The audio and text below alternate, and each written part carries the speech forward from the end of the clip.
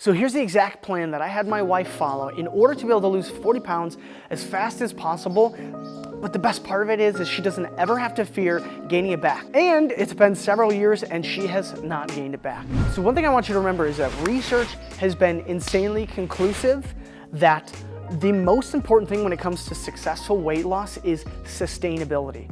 There is no magic diet, there's no magic exercise, there's no magic workout, there's no magic foods. What's going on, guys? Regardless of what some people will say. However, there are actually some things that are going to make this easier. I mean, essentially more sustainable. What you have to remember is that weight loss is a marathon. It's not a sprint.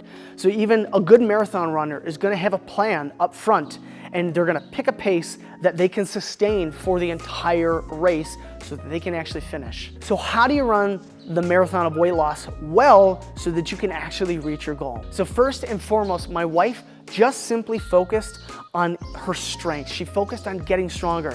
The technical term here is called progressive overload. Now, progressive overload, simply put, is just challenging your body with more resistance each week and each time that you work out. But remember, you gotta start small. I mean, my wife and I have 4 kids. There is a stupid bird that is so loud. Oh my gosh. Okay. Quiet! Shh! Jaybirds. But what you gotta do here is just simply start small. My wife and I have 4 kids, so life is insanely chaotic. So what my wife did is actually just started with like 2 to 3 30-minute workouts each week. But just pick an amount that you can actually stick and commit to for the long term. What can you do now that you can do for the rest of your life? Now, what this also means is that when you're trying to focus on strength, it means prioritizing and fueling that muscle growth, which means you've actually got to be eating enough and eating the right foods in order to be able to build that muscle, which makes the weight loss so much easier. So what this looks like is really, it doesn't mean cutting out a whole bunch of things. It means including whole foods and prioritizing protein. And then just really eat to satiety. Eat until you feel satisfied. Don't eat until you're full, but just eat until you feel good. So I've had just incredible success when I have my clients just focus on this, and you just naturally get leaner as you're getting stronger because you're building muscle. So the next thing that my wife did was just made sure to drink plenty of water, or she would drink tea,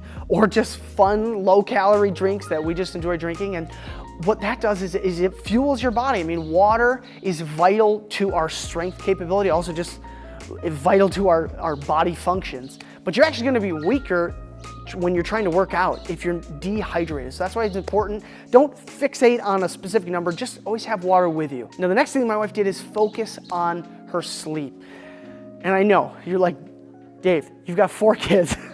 And they're all young, they're still getting up in the night. So ultimately what that looked like for us was just focusing as best as we can, making the sleep that we do get the best that it can be. Now, I got other videos that will tell you how to do that, but just make that a mental focus. Pick one thing to start improving for your sleep. So the next thing that we did is I actually built in for her Refeed Days. So specific days in which she's actually gonna be eating more. And ultimately, studies are pretty conclusive that that's gonna temporarily elevate your leptin levels, which is your satiety hormone. And what those elevated leptin levels will do is just make it easier for you to sustain your diet because you just feel full sooner. But even more important than that is purely the mental benefit of it. It's a relief. It's a place where you know, okay, I don't have to worry as much about what I'm eating. It's moments to kind of float along. So imagine if you were like swimming in the ocean, you're paddling and swimming, getting tired. It's moments where you can just float on a floaty tube for a while before you go swim again. But that leads me into the next point, which is that ultimately weight loss, it does come down to energy balance. And although you don't have to be tracking calories in order to be able to get there, we do still have to recognize that our body has to burn more energy than we're taking in.